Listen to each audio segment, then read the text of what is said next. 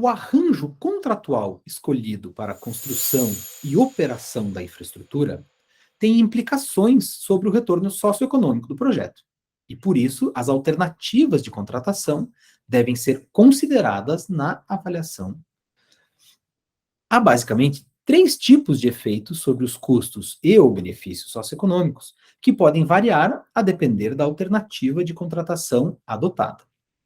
São eles a cobrança pelo serviço, caso exista, que pode afetar a demanda pelo projeto e, consequentemente, os benefícios. Fluxos de ou para o governo devem sempre considerar o peso morto do gasto público. E, em terceiro, vemos que a ineficiência na execução das obras ou na prestação do serviço podem comprometer a geração de benefícios ou aumentar os custos do projeto. Vamos conhecer cada um deles em mais detalhes. A cobrança pelo serviço prestado pode afugentar alguns beneficiários, reduzindo a demanda total pelo projeto e, consequentemente, o montante de benefícios. Um exemplo disso é a cobrança de tarifa de pedágio, em rodovias, após, por exemplo, a ampliação de sua capacidade. Com a cobrança do pedágio, alguns usuários podem viajar menos ou buscar rotas alternativas.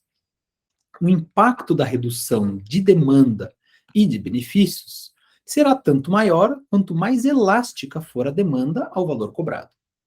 Importante lembrar, contudo, que o valor cobrado passa a ser um custo ao usuário, mas que é transferido a outro grupo social, por exemplo, o operador do projeto, tendo efeito líquido para a sociedade, ou seja, efeito líquido nulo para a sociedade. É uma transferência entre agentes apenas. A redução de demanda, que é o peso morto gerado pela cobrança, por outro lado, gera sim uma perda de benefícios do projeto e deve ser considerada na análise socioeconômica. Outro efeito importante que varia com a forma de implementação do projeto é se há pagamentos de ou para o governo, pois isso significa que o financiador, ao final, são os recursos fiscais do governo, arrecadados junto à sociedade por meio de tributos.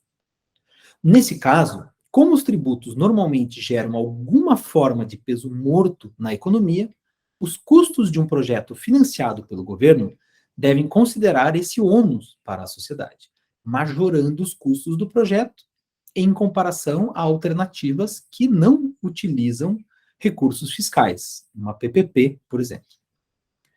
Esse ajuste deve ser feito usando o parâmetro do preço sombra do gasto público, que é de 1,33, conforme o catálogo de parâmetros, publicação em conjunta do IPEA e do Ministério da Economia.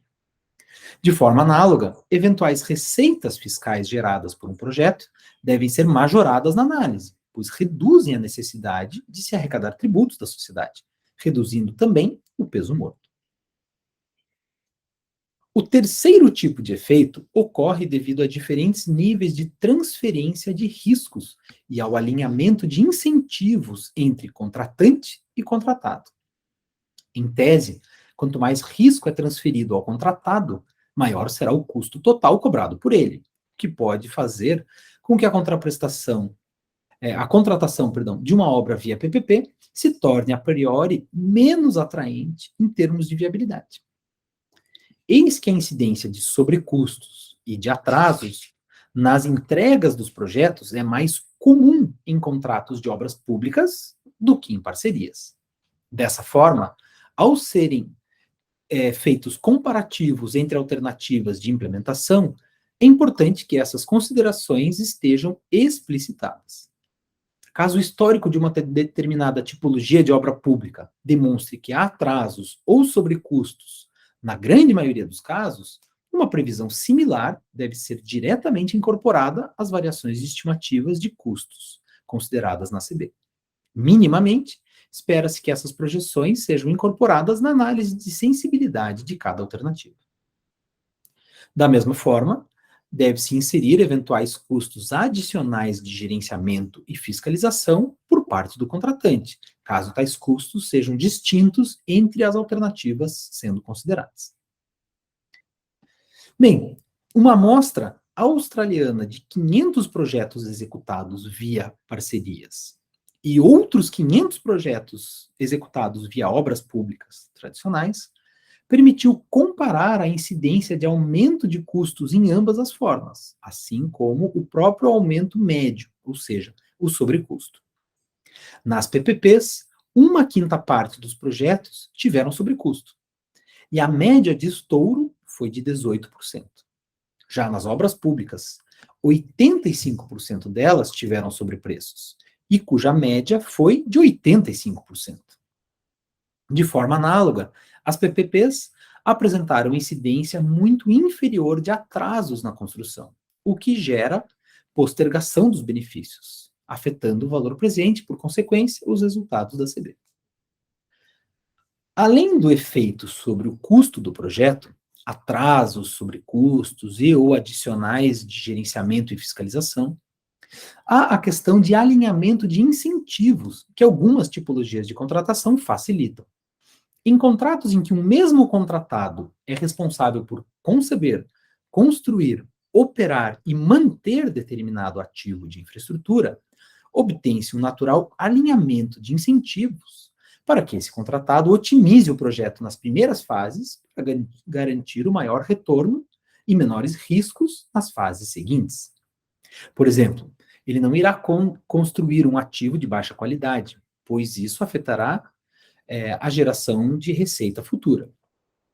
Assim como esse mesmo ator não deverá investir em um ativo além do necessário, pois comprometeria a rentabilidade do seu projeto.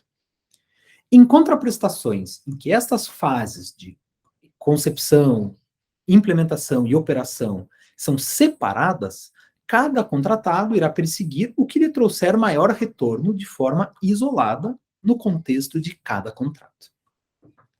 A conjugação dos diversos contratos para a maximização do retorno do projeto como um todo é possível, mas exige maior capacidade de gestão e fiscalização pelo contratante, o que também se traduz em custos.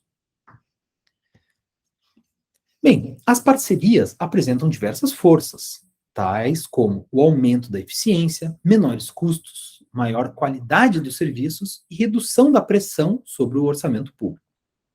Existem, porém, fraquezas de se enfrentar um tempo mais longo de preparação do projeto, maiores custos de supervisão e regulação por parte do contratante. Requer também uma maior qualidade dos estudos e análises prévias, além de ser suscetível a lances agressivos e inexequíveis. Em resumo, cada projeto é único e demanda sua cuidadosa análise. O que a análise custo-benefício, ACB, se propõe, enfim, é ser uma metodologia ideal para explicitar e racionalizar os conflitos de escolha, permitindo primar pelos resultados efetivos que são entregues à sociedade.